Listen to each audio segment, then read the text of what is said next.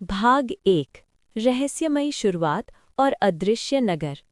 आर्यन नीलगिरी गांव का एक सीधा साधा लड़का था जिसकी जिंदगी तब बदल गई जब उसे अपने पुराने बक्से में एक सुनहरा शंख मिला।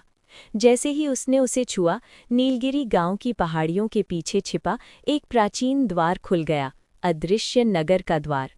अपने वफादार पत्थर के दोस्त ज़ीरो और समय की माहिर इला के साथ आर्यन ने उस नगर में कदम रखा, लेकिन वहां समय के चक्रव्यूह में।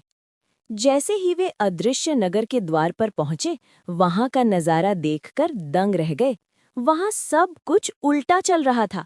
बारिश की बूंदें जमीन से आसमान की ओर जा रही थी। लोग पीछे की तरफ चल रहे थे।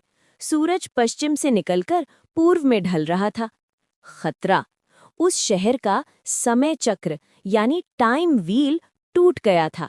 अगर इसे अगले 1 घंटे में ठीक नहीं किया गया तो आर्यन और उसके दोस्त हमेशा के लिए उसी समय में फंस जाते और उनका अस्तित्व मिट जाता। जादुई समाधान। आर्यन ने शंख बजाया ताकि समय की गति को स्थिर किया जा सके, जबकि ज़ीरो ने अपनी जादुई फूंक से टूटे हुए समय चक्र के हिस्सों को फिर से जोड़ने के लिए सोने की परत बनाई। इला ने अपनी घड़ी की मदद से वो सटीक पल बताया जब चक्र को फिर से घुमाना था। जैसे ही चक्र घूमा, एक जोरदार धमाका हुआ और सब कुछ सामान्य हो गया। कहानी का मोड़। शहर तो बच गया, लेकिन जाते जाते इला ने आर्यन को एक पुरानी किताब सौंपी जिसके आखिरी पन्ने पर आर्यन के ही बचपन की एक तस्वीर बनी थी। आर्यन हैरान था। वो उस जादुई दुनिया का हिस्सा कैसे हो सकता था जिसे उसने कभी देखा ही नहीं था। आर्यन ने कांपते हाथों से उस पुरानी किताब का पन्ना पलटा। जैसे जैसे वो पढ़ता गया, उसकी आंखों में हैरानी और आंसू दोनों आ गए। राज, रक्षकों का वंश। किताब के अनुसार आर्यन कोई साधारण लड़का नहीं था। वो समय के रक्षकों, गार्डियंस ऑफ टाइम के शाही परिवार का आखिरी वारिस था। सच्चाई। सालों पहले जब दुष्ट जादूगर ने नीलगिरी गांव पर हमला किया था, आर्यन के माता पिता ने उसे सुरक्षित रखने के लिए याददाश्त मिटाकर एक साधारण परिवार को सौंप दिया था। सुनहरा शंख। वो शंख कोई खिलौना नहीं, बल्कि उसके पिता की विरासत थी, जो केवल उसके छूने से ही जागती थी।